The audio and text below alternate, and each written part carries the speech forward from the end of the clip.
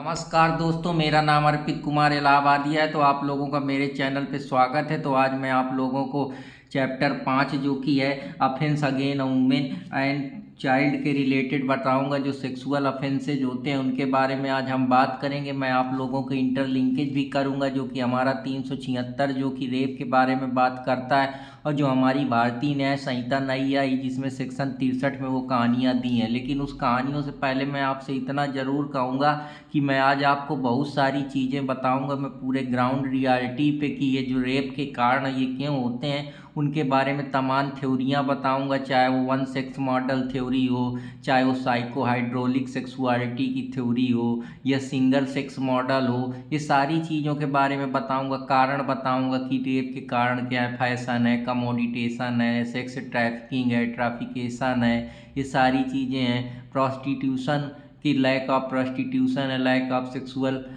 Freedom है। बहुत सारी चीज़ों पे मैं बात करूँगा। बायोलॉजिकल कारण है, हार्मोन्स का, हाइपर सेक्सुअलिटी है, सारी चीज़ों पे हम बात करेंगे। लेकिन उससे पहले मैं आप लोगों से इतना ज़रूर कहूँगा कि कृपया चैनल को लाइक सब्सक्राइब करते रहें, और इसको किसी निगेटिव वे में ना लें, क्योंकि मैं टीचर हूँ तो मेरा काम है सारी चीज़ों को आप लोगों के सामने रखना।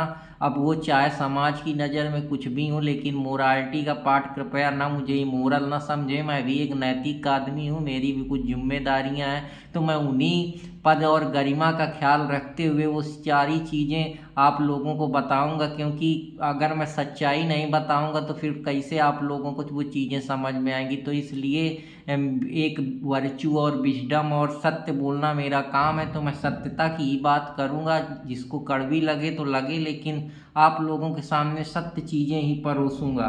तो अब मैं बात करता हूं कि स्वाभाविक सी बात है, हम लोग जिस समाज में रहते हैं वहाँ स्वाभाविक सी बात है पुरुष रहती हैं, महिलाएं रहती हैं, हम इसके पार्ट हैं। हमसे सेक्सुअलिटी हमारे आसपास ही है, बस ये है कि हम उसको किस नज़र से देखते हैं। अब आप जिस समाज में रहते हैं वहाँ आपकी बहन भी है, आपकी बेटी भी है, आपके और भी तमाम प्रकार की महिलाएं हैं। तो अब ऐसा थोड़े है, वो कुछ नम्स बनाए गए हैं, कुछ कस्टम बनाए गए हैं, कुछ वैल्यू हैं जिनके विपरीत हम सोसाइटी में नहीं जा सकते हैं। लेकिन कुछ ऐसी चीज़ें हैं जहाँ कोई इंसान, स्वाभाविक सी बात है, एक जो पुरुष है उसकी बॉडी का स्ट्रक्चर अलग है, महिला की बॉडी का स्ट्रक्चर अलग है। तो स्वाभाविक सी बात है जो अपोजिट अट्रैक्शन है, वो जो जेंडर है उसमें डिफरेंसेज हैं। बायोलॉजिकल डिफरेंस की वजह से भी एक सेक्सुअलिटी का एक अट्रैक्शन का कारण है। एक उसकी एक शरीर की बनावट है, संरचना है, एक अपना ब्यूटीनेस का एक ग्लोरीफिकेशन है वुमेन का, कि ज़्यादा उनको ग्लोरीफाई करके दिखाया जाता है, उनको ज़्यादा फैशन की बातें करी जाती हैं। एक साइकोलॉजिकल एटीट्यूड है लोगों का कि वो ज़्यादा इन चीज़ों पे या हार्मोनल चेंज की वजह से सारी प्रॉब्लम होती हैं। ये इसमें से कई सारी थ्योरियाँ हैं जिनके बारे में मैं बात करता हूँ। आज मैं आपको वन सेक्स थ्योरी के बारे में बताता हूँ। ये थ्योरी बताती है कि जो हमारी ह्यूमन एनाटॉमी है, एनाटॉमी का मतलब होता है जो हमारा बॉडी का स्ट्रक्चर है, वो इसको दिया है थॉमस लीकर ने। इसने अपनी किताब book of sex making sex में ये बताया है कि मैन और वुमन सेम है, लेकिन वो डिफरेंस कहाँ से क्रिएट होता है, वो डिफरेंस उनके फीमेल जेनाइटल पार्ट से क्रिएट होता है, जो उनके इनसाइड ऑफ बॉडी के अंदर फीमेल का जो जेनाइटल है, जो प्राइवेट चीज़ें हैं, वो सब उनके बॉडी के अंदर है। जैसे वजाइना है तो उसका इंटीरियर पेनिस है, जैसे हमारा मनुष्य का है वो बाहर है हम लोगों का सिस्टम। लेबिया जो है उनकी वो फोर स्किन है। यूटेरस है वो स्क्रोटम है, जैसे हमारा स्क्रोटम है जहाँ से हम लोग स्पर्म हमारे बनते हैं। वो एरीज है वो एक टेस्टिकल्स जैसे हम लोग का है, जहाँ से हम स्पर्म को जनरेट करते हैं, वो एग जनरेट करती हैं। तो यही डिफरेंस बायोलॉजिकल है, क्योंकि ये ज़रूरत भी है समाज के, क्योंकि फिर पॉपुलेशन कैसे चलेगी, ग्रोथ कैसे चलेगी, ह्यूमन सर्वाइवल कैसे होगा। जो ये नेचुरल इवैल्यूएशन हो रहा है यही नहीं होगा तो फिर हम लोगों का अस्तित्व कहाँ रहेगा। तो स्वाभाविक सी बात है, सेक्सुअलिटी तो बचपन से चली आ रही, चाहे एशियंट चीज़ में आप देख लीजिए, चाहे लिंगराज के जो टेम्पल है उड़ीसा में उनके बारे में बात की गई है। फिर इसको एक काम के बेसिस पे निर्धारित कर दिया गया है कि जो मैस्कुलन पावर है उसके पास ज़्यादा है, क्योंकि जो बाहर काम कर रहा है। तो ये जो रूसो का व्यू है वो कहता है वुमेन प्राइवेट काम पे इन्वॉल्व है, घर में खाना बनाती हैं, बर्तन धोती हैं, सेवा करती हैं, बच्चों को पालती हैं, लेकिन वो बाहर नहीं जा सकती क्योंकि उनके पास पावर नहीं है, वो पावर में कम है, मस्कुलिनिटी नहीं, उनके पास ताकत नहीं है। तो इस वजह से जो मेल है वो पब्लिक स्फेयर में काम करता है, तो उसके पास ये जो सेक्सुअल डिफरेंस है इसकी वजह से भी वो अपनी सुपीरियरिटी को बताता है कि मेल है जो माचो है, अल्फा मेल बताते हैं, सोचते हैं कि हमसे ज़्यादा किसी के पास शक्ति ही नहीं, और वो ज़्यादा मैच्योर रहते हैं। वो कोई काम करें तो उनको, वो कहीं घूमें टालें, किसी से बात करें तो उनको समाज बड़े उसकी नज़र से देखता है कि ये बहुत अच्छे। लेकिन अगर महिलाएं रात को कहीं चली जाएं, किसी से बात कर लें या किसी से मिल जाएं, तो लोगों को उनको स्लट शेमिंग कहने लगते हैं, तमाम प्रकार के उनको ऐसे अपशब्द यूज करते हैं जैसे महिलाओं की कोई राइट ही नहीं है, कोई फ्रीडम ही नहीं है। उनको हमेशा से बचपन से ही दबा के रखा गया, नीचे रखा गया, उनकी कोई बात नहीं करता है। ये जो फ्रीडम है, ये जो फेमिनिज्म का जो कॉन्सेप्ट है, जहाँ महिलाएं अपने अधिकार की बात करती हैं, इसके लिए तमाम इंटरनेशनल कॉन्फ्रेंस है, यूनाइटेड नेशन के जो कन्वेंशन है, चाहे ह्यूमन इकोनॉमिक सोशल राइट हो, चाहे सोशल इकोनॉमिक पॉलिटिकल राइट हो, ये जो भी चार्टर एक्ट है, इन सब चीज़ों के बारे में प्रावधान दिए हैं, बीजिंग कन्वेंशन है, इस सब में महिलाओं की इक्वालिटी की बात की गई। हमारे कॉन्स्टिट्यूशन में भी जो हमारे फंडामेंटल राइट है, equality before law, equal protection of law, महिलाओं को बराबर सम्मान देता है। हमारे कॉन्स्टिट्यूशन के अलावा हमारे आईपीसी में तमाम प्रोविज़न है जो महिलाओं की फ्रीडम और सेक्सुअलिटी को सपोर्ट करते हैं। पास्को एक्ट में समान सेक्शन है, सेक्शन 4, 5, 6, जो aggravated sexual assault, penetrative sexual assault और इनके बारे में बात करता है। इसके अलावा आप देखते हैं वॉयरिज्म के बारे में, स्टॉकिंग के बारे में, सेक्सुअल हैरेसमेंट के बारे में प्रोविज़न दिए हैं हमारे आईपीसी में। तो ये सारी चीज़ें हमारा आर्टिकल 21 कहता है कि जो भी पर्सन को हम राइट, लाइफ और लिबर्टी और उसका जो प्रोसीजर इस्टेब्लिश है उसके बाहर नहीं रख सकते हैं। तो ये सारी चीज़ें, इक्वालिटी में इक्वल प्रोटेक्शन दिया जाए, स्टेट उनको प्रोटेक्ट करे, उनको बचा के रखे। तमाम आप देखते हैं कि सेक्सुअल मूवमेंट चलाए जाते हैं, चाहे वो मीटू का मूवमेंट हो, ये जिसमें बड़े बड़े सिंगर को सेक्सुअली हैरेस करा जाता है, उनको कंप्रोमाइज करने के लिए कहा जाता है, कास्टिंग काउच, ये सब क्या ये आगे चल के जन्म ही देते हैं। एक फिलासफर है स्लेवा वल्वी, सोशियोलॉजिस्ट हैं, वो कहती हैं कि जो स्टेट है वो कहीं ना कहीं महिलाओं को प्रोटेक्शन नहीं दे पा रहा है, उनको प्रोटेक्ट नहीं कर पा रहा है, उनको सोशल सिक्योरिटी नहीं दे पा रहा है, जिसकी वजह से उनके साथ ऐसे अनहीनियस क्राइम हो जाते हैं। सोसाइटी की मेंटालिटी ऐसी है कि वो महिलाओं को सिर्फ एक पर सेक्स आर्गन की तरीके देखता है। कि ये भी है, एक हेनरी मैन का भी है, वो कहते हैं स्टेटस टू कॉन्ट्रैक्ट की बात करते हैं कि जब हम पहले स्टेटस में रहते तो हम एक फैमिली में बंधे हुए थे, लेकिन जब हम बाहर गए ना, हमारे कुछ रहने के लिए था, हम वहाँ हमको मड में रहना पड़ा या ऐसे स्लम एरिया में रहना पड़ा, तो लोग ऐसे लोगों का फ़ायदा उठाते हैं जो इकोनॉमिकली कमज़ोर है, क्योंकि वो अपनी आवाज़ कहीं बता नहीं सकते या उनको कानून के बारे में इतनी जानकारी नहीं, या कहीं वो रिपोर्टिंग नहीं करा सकते। कई सारे लोग सेम या डर की वजह से इन चीज़ों को दबा के बैठ जाते हैं। तो एक ये भी कॉन्सेप्ट है। तीसरा एक कॉन्सेप्ट है जे.एस. मिल और थॉमस हॉब्स का, जो कहते हैं प्लीजर पेन का कॉन्सेप्ट। ये ऐसा कॉन्सेप्ट है कि आप वही काम करते हैं जिसमें आपको सुख मिलता है, आप पेन का काम नहीं करना चाहते। तो जो सेक्सुअल एक्टिविटी होती है वो आपको प्लीजर देती है, इसलिए आप उसकी तरफ अट्रैक्ट होते हैं, जो कहीं ना चल के आगे चल के जाके ये भी एक तरीके से जब आप किसी के बिना कंसेंट के उसको जानबूझ के अपना प्लीजर देखने के लिए किसी की ज़िंदगी बर्बाद करते हैं, किसी को ज़बरदस्ती पकड़ते हैं, फोर्सफुली उसके साथ कोई सेक्सुअल एक्ट करते हैं या सेक्सुअल असाल्ट करते हैं, तो वो मामला रेपी में पहुंच जाता है। तो ये कुछ चीज़ें हैं जिनके बारे में मैं बात कर रहा था। लोग हैं कि आजकल देखते हैं एक दूसरे से संबंध बनाते हैं। अब भाई स्वाभाविक से आप रहते हैं साथ, कहीं जाएंगे किसी से बात करेंगे तो कुछ दिन बाद तो मिली भगत हो ही जाती है, तो अब उन चीज़ का गलत फ़ायदा उठाते हैं। अब इसमें क्या होता है, जानबूझ के शादी का गलत झांसा देकर उसके साथ यौन संबंध बनाते हैं और बाद में शादी से मना कर देते हैं। तो वो कंसेंट इस प्रेटेंस में दे देती है, इस वजह से दे देती है कि उसको लगता है ये तो अब मेरा फ्यूचर में होने वाला हस्बैंड है। आप ऐसे बहुत सारे केस देते हैं कि शादी का झांसा देकर उसके साथ रेप करते रहते हैं 4-4 5-5 साल तक, बाद में उसके शादी नहीं करते, उसकी ज़िंदगी खराब हो जाती है। अब उससे कौन करेगा?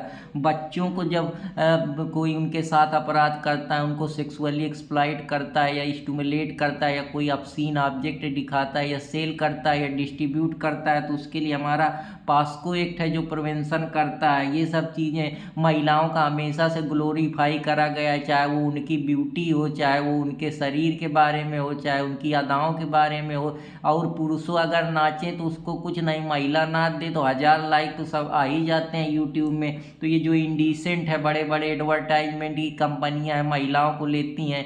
आप लोग देखते हैं महिलाओं को जानबूझकर सेक्सुअल ऑब्सीन जो एक्ट होते हैं वो कराए जाते हैं, एडवर्टाइजमेंट कराया जाता है। जो आप 294 में आप देखते हैं तमाम गाने हैं जो महिलाओं के ही बारे में बनते हैं कि तू चीज़ बड़ी है मस्त मस्त, एक बार गंगा नहाई ले बानी। और भी आप लोग बहुत सुनते हैं कि चुलिया में अटगल परान, हमारा हाउ चाहिए। ये सब क्या है? ये अकेले महिलाओं को ही क्यों ऐसा किया जाता है, पुरुषों को भी क्यों नहीं किया गया? तो ये जो बचपन से मेंटालिटी बनी हुई है, यही आगे चल के जब उनकी सेक्सुअल फ्रीडम नहीं फुलफिल होती तो वो रेप का कारण बन जाती है। तो एक ये भी चीज़ है। एक आजकल रेप कल्चर बन गया है कि आप कहीं भी देख लीजिए, सब आदमी पूरा सोशल मीडिया में सब यही भरा पड़ा है, बाहर भी यही चल रहा है। बस है थोड़ी सी चीज़, लेकिन इसको इतना बढ़ा चढ़ा के बताएं। चाहे अभी देख लीजिए कल्चर बना लिए, अभी आरजी मेडिकल कर में एक महिला डॉक्टर को मार दिए, उन्नाव रेप देख लीजिए, कठुआ रेप देख लीजिए, मथुरा रेप देख लीजिए, निर्भया कांड देख लीजिए, जिसके बाद क्रिमिनल लॉ अमेंडमेंट 2013 आया, जहाँ पे आप जस्टिस वर्मा कमेटी की रिपोर्ट देख दी गई कि सेक्सुअल में हार्डर पनिशमेंट दिया जाए। अगर कोई वेजिटेटिव स्टेट में है तो उसके लिए भी कई प्रकार के हमारे अमेंडमेंट हुए, हमारे सीआरपीसी एविडेंस में उसमें अमेंडमेंट देखने को मिले। ये फैशन का जो है आजकल आदमी ये और लड़कियां नहीं सोचती हैं, पूरे कोई कपड़ा पहनने चाहिए, एक सभ्यता डिग्निटी का ध्यान देना चाहिए, उसको ना देख के कुछ भी पहन के मार्केट में निकल जाती हैं। अब तो तमाम प्रकार के फैशन आ गए हैं कि ये वन पीस है, पहले सिर्फ सलवार सूट होते थे, अब तो 1000 प्रकार की चीज़ें हैं, टॉप है, ब्लाउज है। तो ये सब चीज़ें क्या है, ये फैशन भी कहीं ना कहीं लोगों को अट्रैक्ट करता है, उस ब्यूटी के प्रति आकर्षित करता है, बाद में वो जाके सेक्सुअलिटी का रूप ले लेती है। तो एक ये है, एक ग्लोरीफिकेशन है वुमेन का कि हमेशा उनको ग्लोरीफाई करके बताया गया है। जैसे इसमें बहुत बड़ा है कि कितना प्यारा है चेहरा, एक ये ग्लोरीफिकेशन है। दूसरा तू चीज़ बड़ी है मस्त मस्त। तीसरा याद आ रहा है तेरा प्यार। चौथा ये बेबी को बेस पसंद है। पांचवा साजन की याद से दिलबर का दिलदार अधूरा रहता है। तमाम किताबें हैं जैसे come as you are, slut shaming, ये जो चीज़ें हैं ये सब क्या है, ये ग्लोरीफाई कर रही हैं महिला को। पुरुष को आज तक कोई ग्लोरीफाई नहीं कर रहा है। तो ये जो डिफरेंस है इसकी वजह से डोमेस्टिक में जो आदमी है जानबूझकर उनको ज़बरदस्ती उनके साथ उत्पीड़न करता है, उनको परेशान करता है, उनको हैरेस करता है, उनके बिना कंसेंट के उनके साथ सेक्सुअली एडवांस करने की बात करता है, सेक्सुअल फेवर की बात करता है, उनको पार्नोग्राफी दिखाता है। तो जो सेक्सुअल हैरेसमेंट है, या कोई वर्क प्लेस में जो बड़े बड़े अधिकारी हैं वो सेक्सुअल फ्रीडम का बात करते हैं, वर्बली उनको रिमार्क दिखाते हैं, कोई गेस्चर देते हैं, ऐसे हाथ करते हैं, ऐसे करते हैं, अब बोलते हैं I am in mood right now. तो ये सब चीज़ें क्या हैं, ये कहीं ना कहीं आप लोगों को सेक्सुअलिटी की तरफ तो घसीट रहे हैं। उनकी वीडियो बना रहे हैं, बाद में उनको ब्लैकमेल करते हैं, स्टॉकिंग करते हैं, उनके साथ ज़बरदस्ती डिसइंटरेस्ट के बाद भी उनको फॉलो करते हैं, उनसे बात करने का प्रयास करते हैं, उनको टच करते हैं, जबकि वो साफ क्लियर इंडिकेशन है उसकी तरफ से। तो ये 354 डी में ये अपराध की श्रेणी में आता है। वैरिजा में 354 थी में जब किसी की प्राइवेट वीडियो बना के आप उसको ब्लैकमेल करते हैं, परेशान करते हैं। तो इसमें आईटी एक्ट में भी अपराध की श्रेणी में सेक्शन 66 बी में इस अपराध में रखा गया है। साइबर सेक्स जब आप करते हैं, साइबर के माध्यम से टेक्नोलॉजी का यूज करते हुए किसी को प्रोत्साहित करते हैं या कुछ करते हैं, उसको बिना कंसेंट के उसके साथ कुछ गलत करवाते हैं, तो ये क्या है, ये साइबर सेक्स का पार्ट है। और इसमें जो और भी कारण है वो हार्मोनल इशू है कि वही आपका काम करते हैं जब हार्मोनल इशू की वजह से आप वही काम करते हैं जिसमें आपको एक्साइटमेंट प्लीजर फील होता है। तो प्लीजर के लिए आपके शरीर में एक्साइटमेंट होता है डोपामाइन का या ऑक्सीटोसिन का, जिसको लव हार्मोन्स के नाम से भी जाना जाता है, जो कहीं ना कहीं आपके अंदर टेस्टोस्टेरोन लेवल बढ़ा देता है, जो आपकी सेक्सुअल एराउजल को भड़काता है, जिसकी वजह से आप इस क्राइम को कमिट करते हैं। फोर्स प्रॉस्टिट्यूशन, जब मन नहीं होता ज़बरदस्ती आप जानबूझकर किसी के साथ सेक्सुअली एक्ट में इन्वॉल्व हो जाते हैं और ये सारी चीज़ों के लिए आप बिना उसके कंसेंट के करते हैं, उसको जानबूझकर ज़बरदस्ती उसके साथ इस तरीके की सेक्सुअल एक्टिविटी परफॉर्म करना फोर्स प्रॉस्टिट्यूशन के अंदर आता है। हिकलिन टेस्ट जो ऑब्स्सिनिटी है कि जो आपकी मोरालिटी का है वो स्टैंडर्ड क्या है, हो सकता है हमारे इंडिया में जो कस्टम है मोरालिटी है वो इतनी ज़्यादा नहीं, क्योंकि सोसाइटी में जो आज तक चीज़ें अभी नॉर्मल है, हो सकता है कल कोई चीज़ों में सेक्सुअलिटी में फ्रीडम देखने को मिली। जैसे हमारे में जोसेफ वर्सेस साइन के केस में जो मैरिटल रेप है उसको डिक्रिमिनलाइज कर दिया गया, लेकिन पहले वो क्रिमिनलाइज था, या अननेचुरल ऑफेंस थे उनको ये कर दिया गया। तो इस तरीके क्या चीज़ें कि सेक्सुअलिटी समय समय पे बदलती रहती है।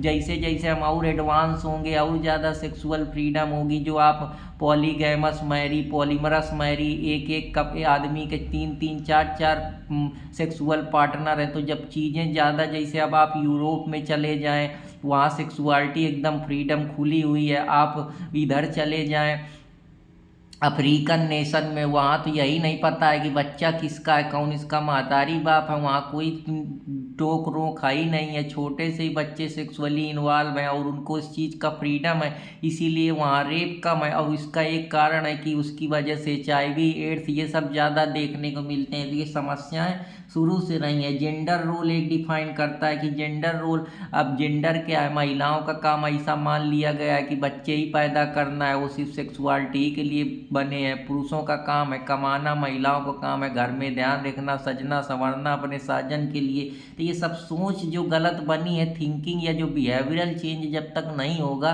चीज़ें कैसे बदलेंगी। ये जो बायोलॉजिकल डिफरेंस है शरीर का कि आप जो पुरुष है उसके प्राइवेट पार्ट्स और महिलाओं के प्राइवेट पार्ट्स में डिफरेंट है, वो भी एक अट्रैक्शन का केंद्र है। और जब सेक्सुअल एराउजल होता है, ब्यूटी होती है, फैशन होता है, उसका जो सेंस होता है, ड्रेसिंग, ये सब चीज़ें देख के भी आप सेक्सुअली एराउज होते हैं और ये आगे चल के रेप को जन्म देती है। तो ये कुछ कॉन्सेप्ट मैं जो आपको बताना चाह रहा हूँ मैं आपको बता चुका हूँ। हाइपर सेक्सुअलिटी, जब आप कोई ऐसे ऑब्सीन चीज़ें देखते हैं दिन भर, सेक्सुअलिटी या कोई पास्ट एक्सपीरियंस रहा होता है, या आपको ज़्यादा जो आपका हार्मोनल इम्बैलेंस होता रहता है उसकी वजह से जो आप लगातार सेक्सुअल एक्टिविटी में इन्वॉल्व होते हैं, आपके कई सारे पार्टनर होते हैं, तो वो भी जब पार्टनर नहीं मिलते तो आप ड्रग्स की तरफ या सेक्सुअलिटी की तरफ मूव करते हैं। तो ये भी एक चीज़ है जो एक कंपल्सिव सेक्सुअल बिहेवियर है कि आप चाह के भी अपनी सेक्सुअल फ्रीडम को नहीं रोक पा रहे हैं, सेक्सुअलिटी अर्ज को कंट्रोल नहीं कर पा रहे हैं। तो आप क्या करेंगे इस सिचुएशन में, कहीं ना कहीं तो जाएंगे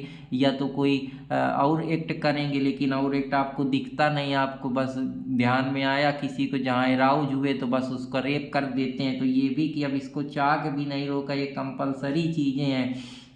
अब कुछ फिलासफर है जिनके बारे में मैं बात करता हूँ, तो उसमें जो फिलासफर है उनके बारे में बात करता हूँ। तो जैसे सिंगर सेक्स मॉडल है, ये बैरी सिंगर के द्वारा जो एक बहुत ही फेमस साइकोलॉजिस्ट सेक्सुअल काउंसलर है, वो इसके बारे में बात करती हैं। वो कहती हैं कि सेक्सुअलिटी हमेशा 3 चीज़ों पे बेस्ड होती है। पहला एस्थेटिक रिस्पांस होता है। एस्थेटिक का मतलब आप किसी के ब्यूटी को देख के अगर वो अच्छा लग रहा है, अच्छे कपड़े पहने, तो उसकी आप इमोशनली रिएक्शन देते हैं, अच्छा महसूस करते हैं, खुशी महसूस करते हैं, उससे बात करने का प्रयास करते हैं, उसके फेस को देख के अट्रैक्ट होते हैं। जब फेस को देख के और फिगर को फेस के अट्रैक्ट होते हैं तो आपका उसकी तरफ अटेंशन बढ़ जाता है, और यही जब वो उस चीज़ को मना करती है और आप उससे ज़्यादा अटेंशन ले लेते हैं या इमोशनली कनेक्ट हो जाते हैं, तो उसके बावजूद भी आप उसके साथ कांड कर देते हैं। और या तो आप कोई फियर की वजह से या बदला लेने की वजह से किसी को इस तरीके की एक्ट कर देते हैं, तो ये भी है।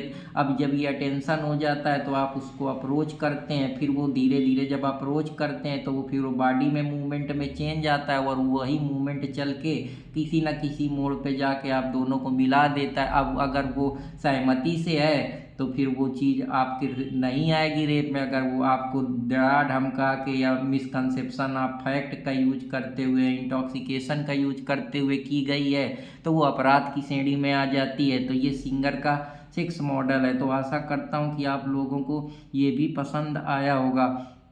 अब ये डिमांड ऑफ कल्चर की बात करता हूँ। डिमांड ऑफ कल्चर में क्या, ये एक कल्चर बना दिया गया है कि ये बायोलॉजी नहीं है, ये एक कल्चर बन गया है कि महिलाओं का काम ही यही है। बस कल्चर बनाओ कि कोई भी औरत को देखो तो बस उसके दिमाग में हमेशा उसका एक ही थॉट्स आता है, सेक्सुअल थॉट्स। उसके अलावा और उसको कुछ दिखता नहीं कि उसमें क्या बिहेवियर है, कौन क्वालिटी है, कैसी है, और भी क्या क्या। बस उनको एक कमोडिटी की तरीके देखता है, एक ऑब्जेक्ट की तरीके देखता है। और इसमें बहुत सारी किताबें हैं कि स्लट एस यू आर।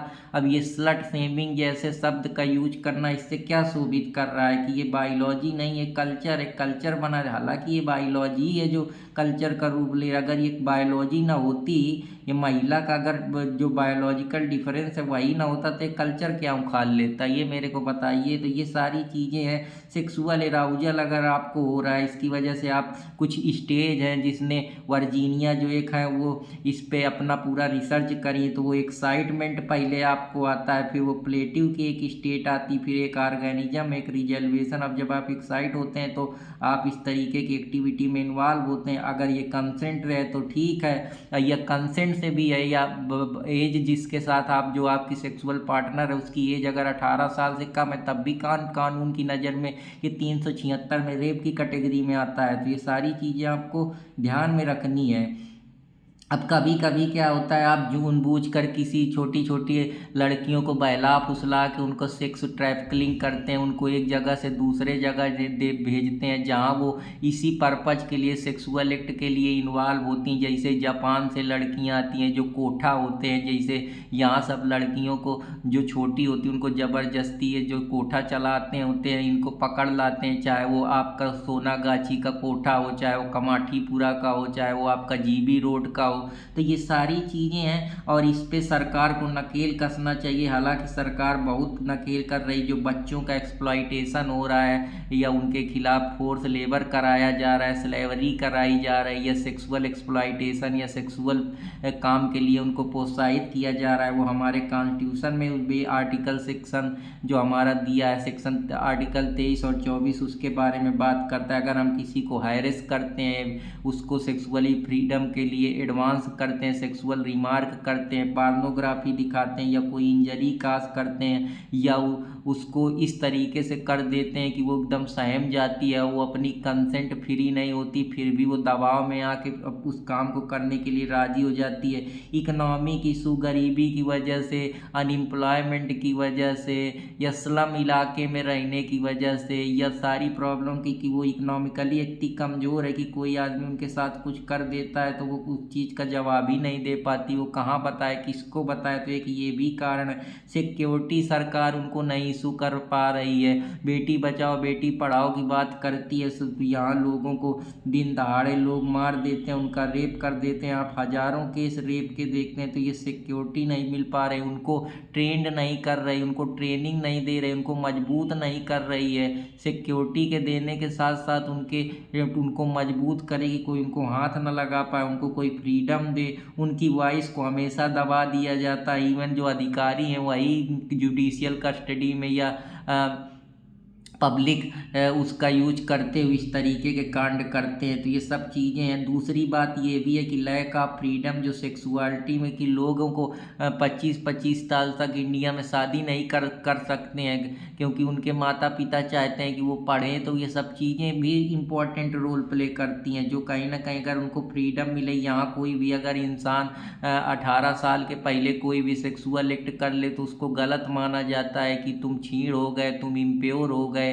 तो जब इस तरीके की मेंटालिटी बनेगी तो स्वाभाविक सी बात है, जब तक ये फ्रीडम, जब तक ये सब चीज़ों जो चीज़ें हैं, क्योंकि ये बेसिक पार्ट है, ये सब ज़रूरत है लाइफ की, अगर ये चीज़ें नहीं मिलेंगी तो स्वाभाविक सी बात है आदमी चाहे जितना कोशिश कर ले, लेकिन अगर ऐसा हो सब चीज़, सब लोग सेक्सुअल थॉट्स और कंट्रोल नहीं कर सकते। इन चीज़ों पे भी थोड़ा साइकोलॉजिकली एडवांस होने की जरूरत, या रिवेंज लेने का कि यार मेरी गर्लफ्रेंड मेरे को छोड़ गई तो मैं उसको बताऊंगी तो वो दूसरे के साथ इस तरीके के कुकर्म कर लेती है बिना उसके। या एटीट्यूड लोगों का ऐसा बन गया है कि उनको बस कोई मतलब एटीट्यूड बना लिए हैं कि हम लड़कियों को बस खिलौना समझते हैं, उनसे कोई मतलब नहीं, वैल्यू उनके अंदर है ही नहीं है, न नम्स है, न इथिक्स है, न मोरालिटी है, ना कोई अच्छे पाठ पढ़ते हैं। बस दिन भर फर्जी के ये जो रील्स होती हैं, मूवियाँ होती हैं, जो रोमांटिक मूवियाँ होती हैं, या जो आजकल ये फैशन क्राइम वाला चला है, ये सब देख के और एक्साइट होती हैं। ये भी एक कमोडिटी ऑफ वुमेन को सिर्फ एक वस्तु के समान देखा जाता है। उसको कभी ये अधिकार नहीं दिया गया कि वो भी एक समाज का पार्ट है, उसके भी राइट्स हैं, उसकी भी ज़िंदगी है, उसको भी डिग्निटी पूर्ण लाइफ जीने का अधिकार है। उसको डाल दिया जाता है कोठा में। बहुत सारे लोग इसको इकोनॉमिक धंधा बनाए, उसका मन नहीं है तब भी उससे इस तरीके के कुकर्म करा रहे हैं।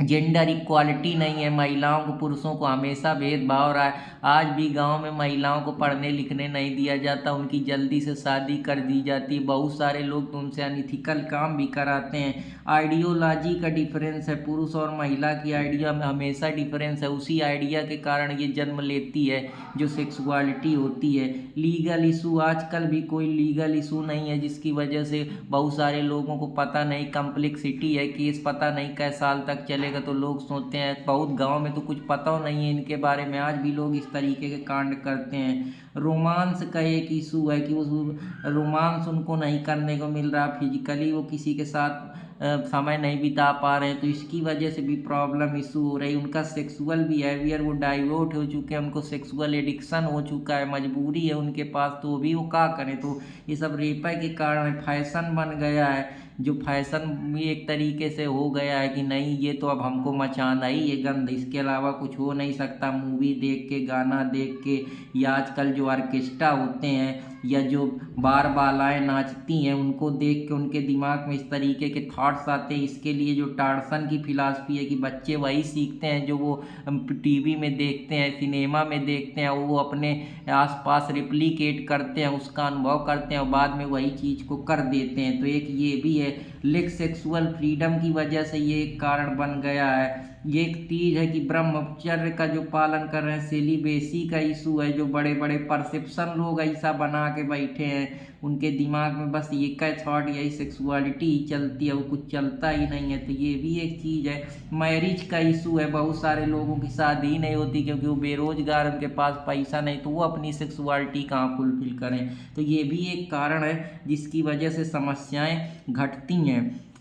सिग्मंड फ्रॉइड कहते हैं कि ये एनाटॉमी है जो क्लाइटोरिस की, जिसको कहते हैं पाइन इन द शेविंग। तो महिला को हमेशा से उसकी निंदा के अलावा कुछ नहीं कहा गया। बताओ, यहाँ साइकोलॉजिस्ट कह रहे हैं hire wood on the fire, जो सेक्स एक्सपेरिमेंट के बारे में बात करते हैं, जिससे वो एक्साइटमेंट उसका बढ़ता है। तो जब औरत का बढ़े तो वो भी तो किसी के पास जाए, जरूरी थोड़े कि पुरुष रेप करते हैं, महिलाएं भी तो आजकल छेड़खानी करते हैं, पुरुष का मन नहीं है तब ये सब चीज़ें, कोई इस पे बात नहीं करना चाहता है। आजकल फॉल्स रेप के केस लगाए जाते हैं, पैसा कमाने के लिए धंधा बना लिए, जानबूझ के कपड़े उतार देंगी, जानबूझ के तुम्हारे सामने ऐसे ड्रामे करेंगी, डिवोर्स की धमकी देंगी और जानबूझ के 376 लगवाएंगी। फिर डिवोर्स लेने के बाद डिवोर्स नहीं लेंगी, पैसा तुमसे ऐंठ लेंगी और शादी नहीं करेंगी और मेंटेनेंस के नाम पे तुमसे 2 करोड़ 3 करोड़ लूटेंगी। तो ये कहाँ तक सही है? इस पे भी तो कोई प्रोविज़न होना चाहिए। तो मैं भारत सरकार से उम्मीद करता हूँ कि इसके बारे में भी कुछ सोचे। मैरिटल सेक्स को तो मान लो डाल दिया है कि वो एक्सेप्शन में, लेकिन इसके क्या है कि ये जो फॉल्स चीज़ों पे लगाया जाता है एविडेंस, तो कुछ भी पुलिस गढ़ देती है, उसको पैसा से मतलब है, जिस पार्टी से हाथे से तो लिखना है, इसके लिए कौन सा प्रोविज़न होगा? इस चीज़ पे कोई बात नहीं करता है। तो आशा करता हूँ कि आप लोगों को ये भी पसंद आया होगा। अब मैं बॉसम सेक्सुअल रिस्पॉन्स साइकिल की बात करता हूँ। तो बॉसम सेक्स साइकिल रिस्पॉन्स इस तरीके से काम करता है कि ये एक स्पेशल वुमेन की सेक्सुअल रिस्पॉन्स होती है, जहाँ वो कोई फील करती है किसी चीज़ को लेकर। जब उसको अच्छा फील होता है तो वो इंटीमेसी की तरफ बढ़ती है, किसी को देखती है, जब उसकी तरफ देखती है तो सेक्सुअली अराउज होती है, उसके अंदर सेक्सुअल डिजायर जागती है। उस सेक्सुअल डिजायर की वजह से वो जो फीलिंग होती है वो इंटीमेसी का रूप ले लेती। तब यहाँ महिला अगर सेक्सुअली एक्साइटेड, पुरुष नहीं, कर रहा तब भी तो रेप का केस बनना चाहिए। तो महिलाओं के लिए कोई प्रावधान रेप का नहीं है, पुरुषों के लिए क्यों है? तो सरकार से कहूँगा कि कम से कम जो प्रोविज़न बनाए हैं हमारे विधायक, मंत्री, नेता, वो पहले bosom sex sexual response cycle के बारे में पढ़ें, जब उनको पता लगेगा कि नहीं हमेशा पुरुष थोड़े गलत होता है, महिलाएं भी तो कभी कभी ज़बरदस्ती करती हैं, कहीं हाथ रखेंगी, कहीं कुछ करेंगी। तो ये सब क्या चीज़ है, इन पे कोई नहीं बोलता है क्योंकि इन पे बोलेगा ही नहीं। अब एक आपको टॉयट्स इंसेंटिव मोटिवेशन, अब क्या मोटिवेशन है जो इसकी वजह से सेक्सुअल इंटीमेसी जनरेट होती है या सेक्सुअली हम किसी की तरफ मोटिवेट होते हैं? तो ये इंसेंटिव मॉडल है कि यहाँ आपको कुछ पुरस्कार, कुछ पर्क दिया जा रहा है जिससे आप मोटिवेट हो रहे हैं। ये क्या है? ये आपके इन्वायरमेंट पे बेस होती है कि आप जिस इन्वायरमेंट में रह रहे हैं उस क्यू को समझ पा रहे हैं, उस पर्यावरण, उस जो इन्वायरमेंट है वहाँ की परिस्थिति है, उसकी वजह से अगर अच्छा इन्वायरमेंट है, गाना बज रहा है, सेक्सुअली माहौल है, सजा हुआ है कमरा और रोमांटिक मूड में है, आपके नर्वस सिस्टम, जो आपकी माइंड है, जो आपका ब्रेन है, वो सेक्सुअली मोटिवेट है, तो अगर वो पॉजिटिव एक्सपीरियंस फील करा है तो स्वाभाविक सी बात है अगर वो पॉजिटिव एक्सपीरियंस फील करेगा, क्योंकि ये पूरी थ्योरी टोल्ड की बिहेवियर पे बेस्ड है। अगर ये पॉजिटिव बिहेवियर होगा तो ये स्वाभाविक सी बात है सेक्सुअलिटी की तरफ ले जाएगा और ये एक्टिव मोड में रहेगा। लेकिन अगर ये निगेटिव बिहेवियर है, मान लीजिए आपका परफॉर्मेंस का प्रेशर है, आपका मन नहीं है, आप उस चीज़ के लिए आप इस चीज़ों को नहीं ध्यान दे रहे हैं, आपका बिहेवियर इस तरफ नहीं है, तो आप जाएंगे ही नहीं। तो फिर वो क्या होगा, सेक्सुअल जो इंटीमेसी के चांस हैं या जो आप चल के आगे कमिट करने वाले हैं वो आप नहीं कमिट करेंगे। तो ये भी एक इम्पॉर्टेंट रोल प्ले करता है। तो ये जो मेंटल आपके ये माइंड पे डिपेंड करता है कि आपकी थिंकिंग कैसे, आपको कौन पढ़ाया, कौन से स्कूल से पढ़े, कितना आप वर्चू से भरे हैं, आपके अंदर बायोलॉजिकल नीड, डिजायर कितनी है, आप और काम पे कितना अपने को डाइवर्ट करें। तो ये मेंटल इंसेंटिव इंटरचेंज जो है ये भी रोल करता है कि आपका माइंड को किस चीज़ पे मज़ा आता है। जैसे हमको पढ़ाने पे मज़ा आता है, किसी को गाने पे मज़ा आता है, कोई और इस तरीके की अनइथिकल एक्टिविटी पे इन्वॉल्व है। तो ये सारे चीज़ है जिनके बारे में मैं बात कर रहा हूँ। अब मैं आपको bankrupt Johnson dual control model के बारे में बताता हूँ। ये डुअल कंट्रोल मॉडल हमेशा इंडिविजुअल के सेक्सुअल एक्साइटमेंट पे डिपेंड होता है। ये भी रेप का कारण, आप ज़्यादा एक्साइटेड होंगे, सेक्सुअली एक्साइटेड होंगे तो आप सेक्सुअल एक्सीलेटर में पाँव धरेंगे ही, कोई ना कोई तो उस समय आपकी डिजायर को फुलफिल करने के लिए चाहिए ही। तो ये कॉन्सेप्ट इमिली नागास्की के द्वारा दिया गया, उनकी किताब का मैस यूआर में दिया गया है। स्वभाव से ही देख लीजिए, जब यहाँ तक आदमी पहले से महिलाओं को दबा रहा है, जब फ्रेंच रिवॉल्यूशन हुआ वहाँ भी उनकी डिजायर को फुलफिल करने के लिए महिलाओं को सौंपना पड़ा पुरुषों को। तो ये सारी चीज़ें आप देखते हैं। या जब कलिंग का वार हुआ तो वो लोग कहीं नामर्द ना हो जाएं, क्योंकि वो इतना ज़्यादा इम्पोर्टेंट हो जाए, तो उनकी सेक्सुअल डिजायर को जगाने के लिए महिलाओं के जो मंदिरों में आप देखते हैं कि वो मूर्तियाँ बनाई गई हैं, वो इसी पर्सपेक्टिव से बनाई गई हैं। इसीलिए आप जितना अंदर घुसेंगे उतनी गहराई तक जान पाएंगे। अब उनको पता ही नहीं कि ऐसे ही बना के चले गए सिखाने के लिए, कुछ ना कुछ लॉजिक होता है हर चीज़ के पीछे। तो आप सेक्सुअल एक्सीलेटर में पाँव धरेंगे, अब एक्साइटेड होंगे उतनी देर, अगर किसी का मान लो आदमी का मन है, पुरुष का मन नहीं है, तो आप ज़बरदस्ती बिना कंसेंट के कुछ कर देंगे तो वो क्या होगा, रेप तो होगा। अब सेक्सुअल इनहिबिशन सिस्टम इनहिबिट करते हैं, ब्रेक लगा देंगे अगर आपको लगता है कि आप परफॉर्म नहीं कर पाएंगे, फेल कर जाएंगे। इस परफॉर्मेंस का कॉन्सिक्वेंस क्या होगा, वो डरी तो नहीं है या आप डरे तो नहीं है, आपका मन नहीं है, तो इस वजह से क्या होगा, वो सेक्सुअल एक्साइटमेंट नहीं आएगा। उसकी वजह से क्या होगा, उसकी वजह से आप इस तरीके की एक्टिविटी में इन्वॉल्व नहीं होंगे। लेकिन अगर आप एक्साइटेड हैं, एक्सीलेटर में पाँव धरे हैं, कम SUR हैं, तो फिर वो स्वाभाविक सी बात है रेप को जन्म देगी। तो ये कुछ चीज़ें हैं जिनके बारे में मैं आप लोगों को बात कर रहा हूँ। अब लास्ट जो आप लोगों को मैं मॉडल बता रहा हूँ बहुत इम्पॉर्टेंट है, जिसमें बड़े बड़े महात्मा हैं, बड़े बड़े बाबा हैं, वो भी जो सेक्सुअलिटी बताते हैं कि हम काम क्रोधमय लोभ से वो भी नहीं बच सकते, हालांकि वो कहे चाहे जी कि, लेकिन वो उनका अंदर मन ही जानता है। तो अब मैं आप लोगों को साइकोहाइड्रोलिक मॉडल ऑफ सेक्सुअलिटी की बात करूंगा। ये एक प्रकार का मॉडल है जो हमारे ह्यूमन सेक्सुअलिटी के अंदर होता है। इसमें ये बताया गया है कि हमारे शरीर में कुछ बायोलॉजिकल चेंज होते रहते हैं, जैसे कि क्या है, वो आग भड़कती रहती है। जैसे बॉयलर में क्या होता है, स्टीम बॉयलर से जो भाप है ऊपर निकलती रहती है, वैसे हमारे शरीर में वो आग भड़कती रहती है। वो भाग हमको हमारे अंदर इतना हमको बेचैन कर देती है, इतनी हमारे अंदर सेक्सुअल टेंशन क्रिएट कर देती है कि जब हमारी टेंशन एकदम पीक में होती है तो हम सेक्सुअली अराउज हो जाते हैं। उसके बाद हमको ये ज़रूरत महसूस होने लगती है कि यार हम अब इस चीज़ से कैसे निकलें। तो वो जो एनर्जी है हमको वो स्टीम को बाहर निकालना पड़ता है। तो उसके लिए हमको सेक्सुअल डिजायर की नीड की ज़रूरत होती है। और सबसे बड़ी बात है कि इसमें ऐसा नहीं कि ये किसको कोई कभी कभी आती है, स्पॉन्टेनियस आती है, कभी स्वेच्छा से जब मन हो या आ जाए। ये भी नहीं है कि ये कब आएगी, ये अपीयर पीरियोडिकली किसी भी पीरियड में कभी भी आ सकती है। अब इसका जो ये इस कॉन्सेप्ट को दिया है वो इमाइलेस्की का व्यू है। वो कहते हैं कि अगर आप ये सेक्सुअल टेंशन को नहीं करें तो आप फ्रस्ट्रेट रहेंगे, परेशान रहेंगे, आपके अंदर उथल पुथल मचेगा, इरेक्शन आपका हो जाएगा, प्लीजर आप महसूस करेंगे, बाजी बार आपको पेनफुल होगा, टेंशन आपकी बढ़ जाएगी, आप अनप्लीजर मूवमेंट का वो करने लगेंगे, जिसकी वजह से जब आप डिस्चार्ज कर देंगे तभी आप रिलैक्स होंगे। आपके सेंसेशन बार बार उस चीज़ की तरफ फोकस करेंगे। हंगर आपको होगी, जिसकी वजह से क्या होगा, हंगर की इस वजह से हंगर जनरेट होगी क्योंकि ग्लूकोज आपके बॉडी में कम हो जाएगा। उन्होंने पता लगाने का प्रयास करा, एमिनो एसिड कम हो जाएगा, फैट कम हो जाएगा, रिडक्शन ऑफ वाटर की कमी से। हालांकि आज तक ये पता नहीं लगाया गया कि ये क्यों पीरियोडिकली अपीयर होता है या स्पॉन्टेनियसली अपीयर होता है।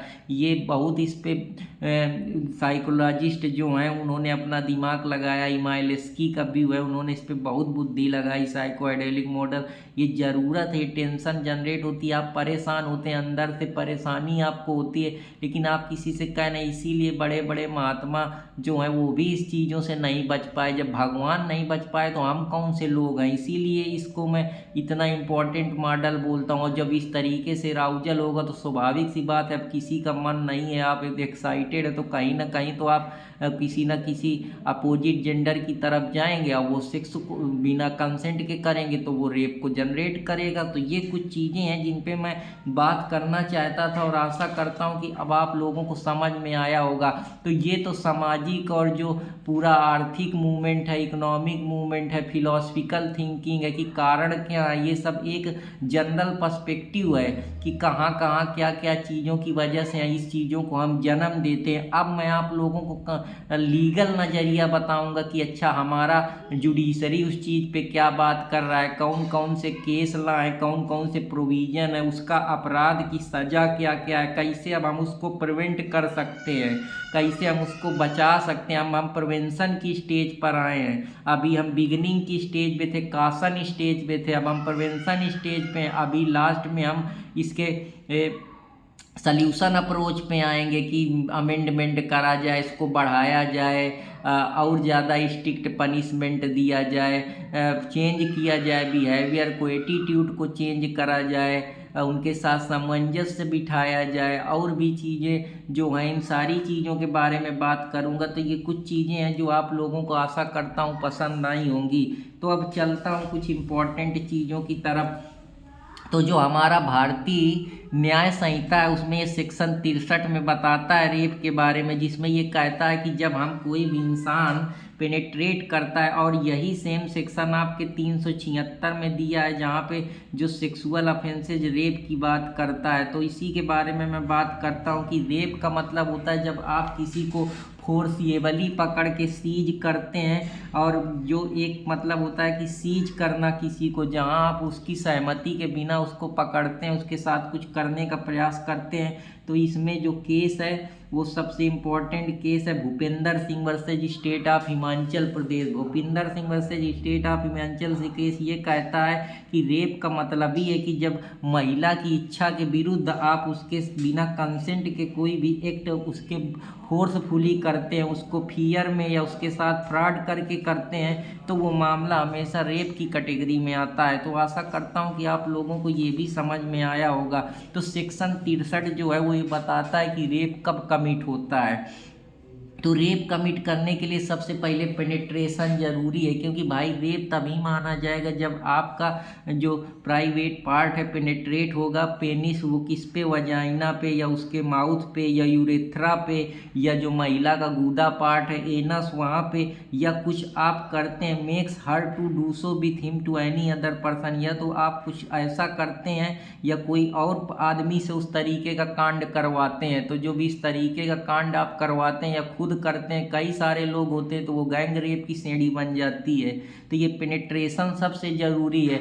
या आजकल कितने कुकर्मी आदमी हैं कि अरे कांड को कांड करते हैं, उसके साथ कुछ ऐसा इंसर्ट कर देते हैं, कोई भी एक्सटेंट तक कोई भी ऑब्जेक्ट, कोई भी चीज़ जिस चीज़ के लिए बनाई गई उसका वही यूज है, उस पर आप कुछ गलत सलट कर रहे हैं, किसी की बॉडी या पार्ट से खिलवाड़ कर रहे हैं, जबकि जानते हैं कि वो नहीं करना चाहिए। मेक्स हर टू डू, या वो यूरेथ्रा एनस ऑफ वुमेन, इस तरीके की चीज़ों से आप क्या सोच करते हैं कि आपके अंदर मानवता और मोरालिटी ख़त्म हो गई, आप एकदम जाहिल गंवारों की तरह पेश आ रहे हैं, किसी की ज़िंदगी बर्बाद कर रहे हैं, साथ ही में साथ उसको इंजरी काज कर रहे हैं, जिससे उसको इतना मेंटल ट्रामा हो जाता है, वो परेशान रहती है, फियर में रहती है, आइसोलेशन में रहती है, किसी से बात नहीं करती, अंदर अंदर सेम में जीती है, इवन सुसाइड कर लेती है, इतना ज़्यादा परेशान हो जाती कि रात को नींद नहीं आती, ना किसी से बात करती, एकदम सहम जाती है।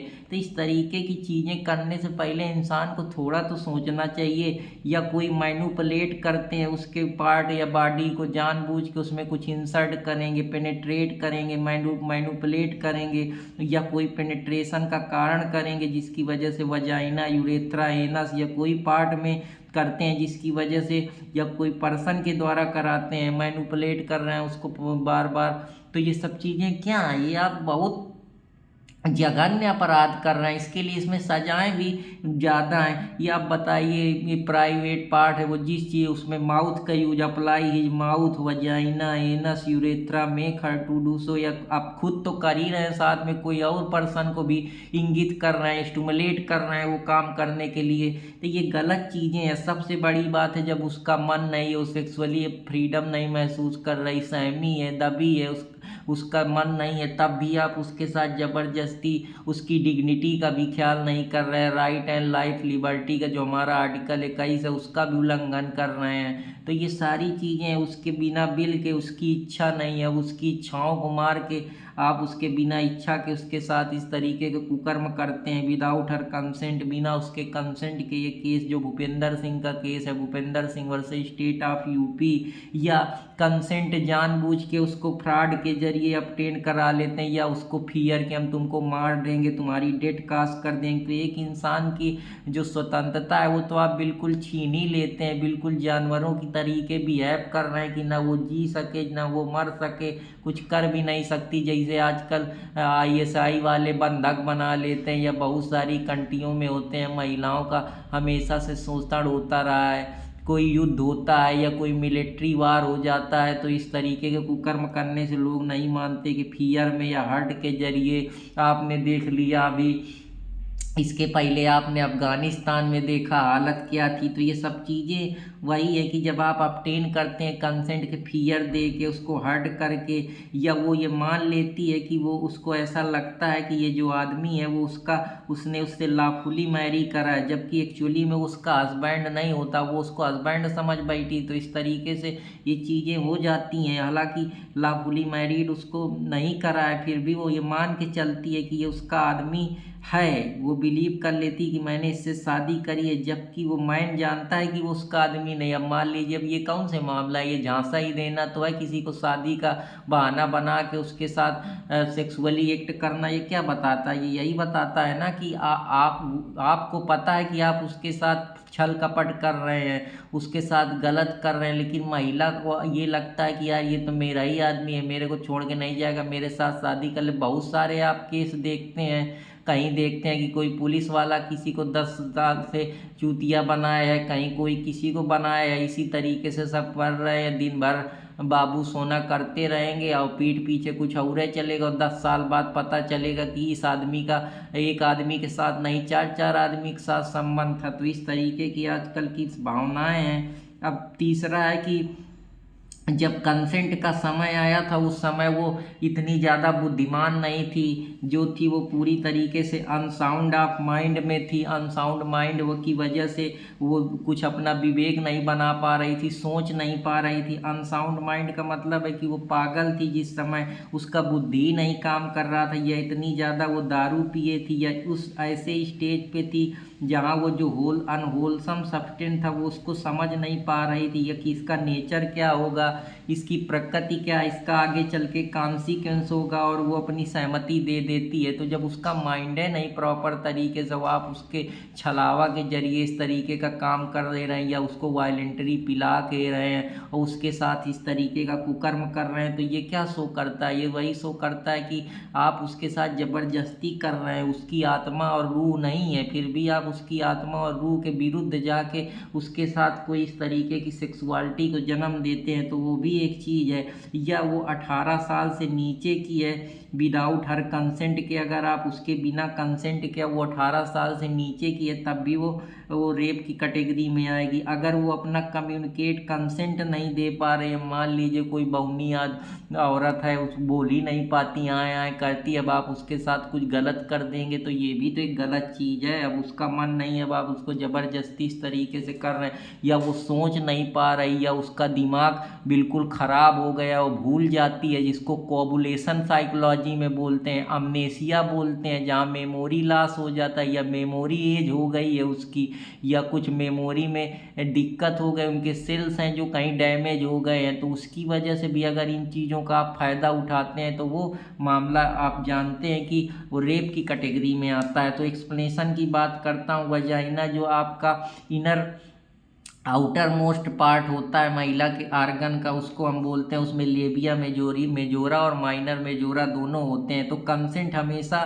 सहमति के साथ होनी चाहिए, एक वायलेंट्री कंसेंट होनी चाहिए। ये वर्ड के द्वारा भी हो सकती है कि जैसे कह दो, अब जैसे इसमें वुमेन बाई वर्ड से कह दे I am mood in right now, या गेस्चर दे दे कि हाँ आज मेरा मतलब सेक्सुअल एक्टिविटी करने का इरादा है। ये सारी चीज़ें वर्बल, या कोई बात कह दे, या कोई कि यार आज तुम बहुत अच्छे लग रहे हो, ये सब चीज़ें नॉन वर्बल कम्युनिकेट में कोई इशारा दे के, कोई हाथ का यूज करके, कोई आँखों के जरिए, ये सब चीज़ें हैं जहाँ पे आप किसी काम को करने के लिए विलिंगनेट होते हो, अपनी तरफ से इच्छा जाहिर करते हो किसी स्पेसिफिक सेक्सुअल एक्ट के लिए कि एक स्पेशल सेक्सुअल एक्ट आपको करना है। तो वो एक्सप्लेनेशन 2 में दिया है। लेकिन कुछ एक्सेप्शन है, मान लो कोई औरत है, उसके प्राइवेट पार्ट में कुछ हो गया है, मान लो उसको घघोरिया हो गया, उसको क्लाइमेडेरिया हो गया, उसको सेक्सुअल ट्रांसमिटेड डिसीज हो गए हैं, तो अब अगर उसमें कोई डॉक्टर है वो उसमें ऑपरेशन कर रहा है, तो महिला थोड़े उसके ऊपर लगा देगी कि तुमने मेरा रेप कर दिया, क्योंकि वो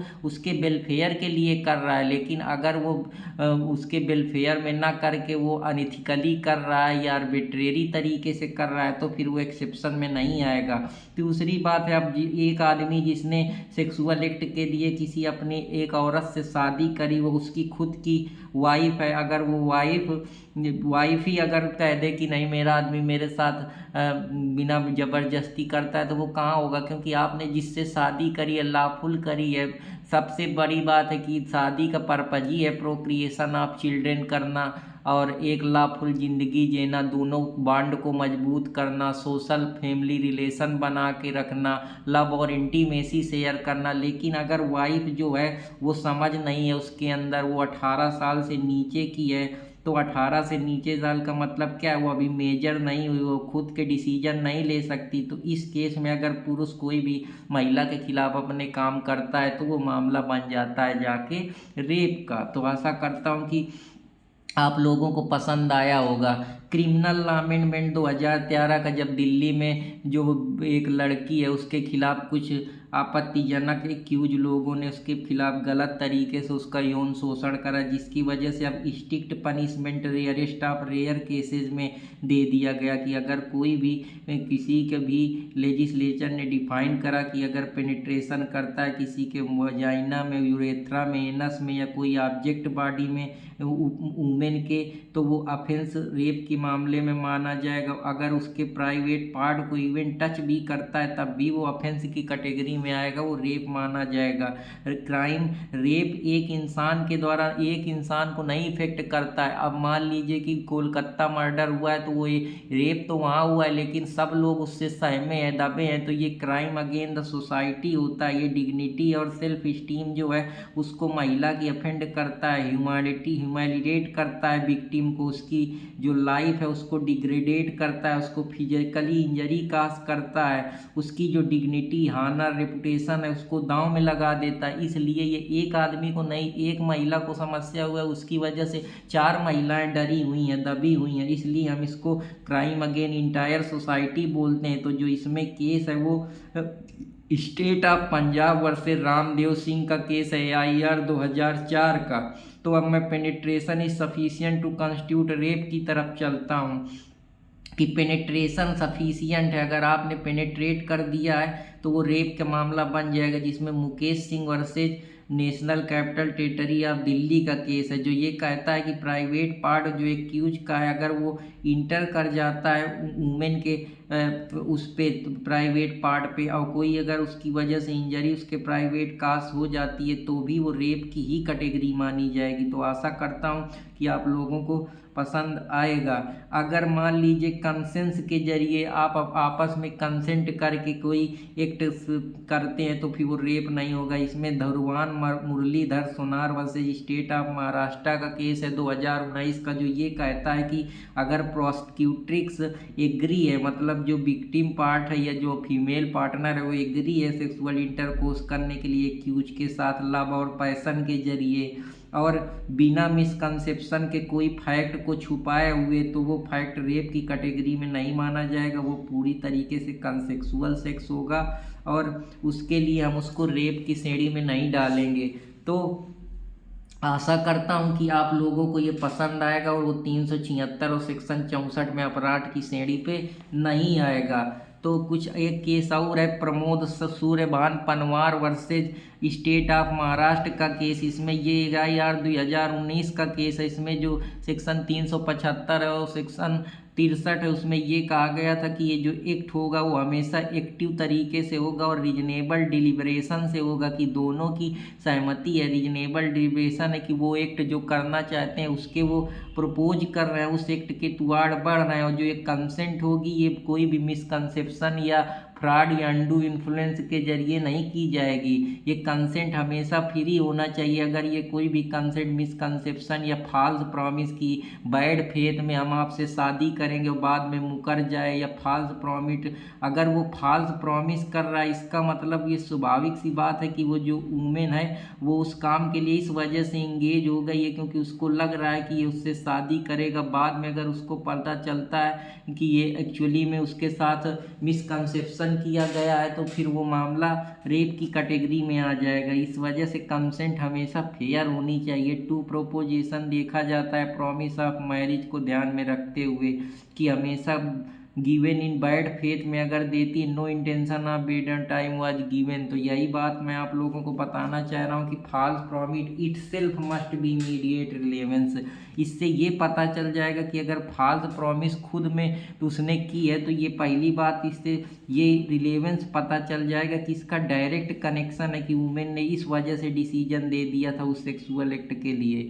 तो ये कुछ चीज़ें हैं जो आप लोगों को पसंद आई होंगी, आशा करता हूँ कि आप लोगों को पसंद आई होंगी। तो कल मैं आप लोगों को पनिशमेंट के बारे में बताऊँगा और भी कुछ चीज़ें जो हैं हम पूरा डील करेंगे, और मैं आपको BNS के साथ और भारतीय हमारा इंडियन पीनल कोड के साथ मैं इनको लिंक करते हुए आपको चीज़ें बताऊंगा। फिर इसके बाद में हम लोग इस चीज़ को ख़त्म करेंगे और आशा करता हूं कि आप लोग सब अच्छे होंगे। तो हंसते रहें, मुस्कुराते रहें, अपने दोस्त अर्पित कुमार इलाहाबादिया को लाइक सब्सक्राइब कमेंट करते रहें, प्यार देते रहें।